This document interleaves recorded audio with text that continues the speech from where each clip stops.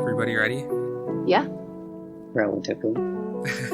So the Guadi people dig up the old guns from the Battle of Guadalcanal, and they invade the capital city with their reconstructed old post-apocalyptic guns. And then I realized that all three of these guys have black ski masks on. You said the crime is in your bank account. You've been labeled that you're too poor to be free. And the guy turned around and punched my captain in the face, which he promptly returned by throwing him off of the boat. In preparing for this podcast, we actually went through like every fight we've ever had. Yeah, I just went to my journal. You just type in fight and just read all of the fights in there.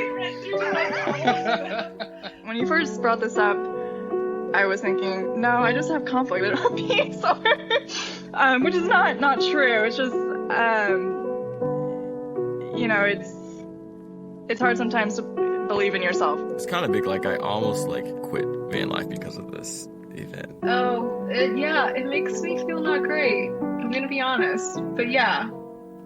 You're absolutely right. That is exactly what I'm doing, like in the moment of rage. What drives you really, really crazy is the feeling that other people are not seeing or acknowledging or validating your pain and what you've experienced, and especially the truth of what you experienced.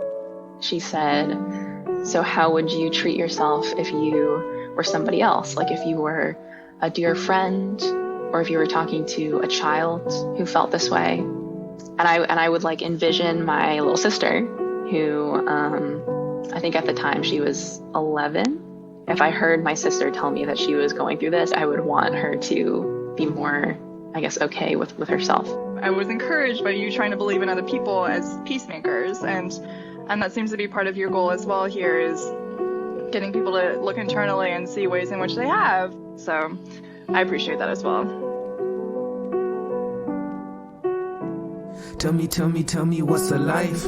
I've been feeling starstruck, seeing human love thrive in this really long dusk. Guess it's really all love, 7 billion of us, and I read the headlines. Tell me what's a life? It's potlucks of violence, corn shucked the conscience, hot sauce, blood diamonds. Everybody pitching in forks red with silence. We already ate up that cornbread of kindness. Or it's something in between. We got stories in our stories, no one's story's what it seems. As we stumble, as we fall, we watch each other and we scream. If our weakness is our glory, it's more glory to be seen. Hi, I'm Michael. And I'm Obasi. So, my friend Michael and I have come into adulthood watching our world become more and more polarized.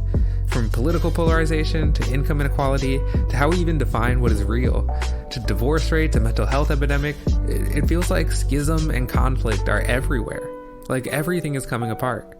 So that's the first thing. It feels like we need some type of meta solution, regardless of the issue. Like, how do we come back together? How do we reconcile? What does it look like to make peace? And at the same time, the world hasn't literally fallen apart yet, so people must be making peace on some level. So that's where we want to start. We want to learn who's making peace and how we can apply that to the rest of our world. So join us as we try to find everyday peacemakers and learn what peacemaking means to them. Each episode, we'll learn one principle of peacemaking from our guests. These are featured as a growing tribute to our guests and their wisdom at principlesofpeacemaking.org.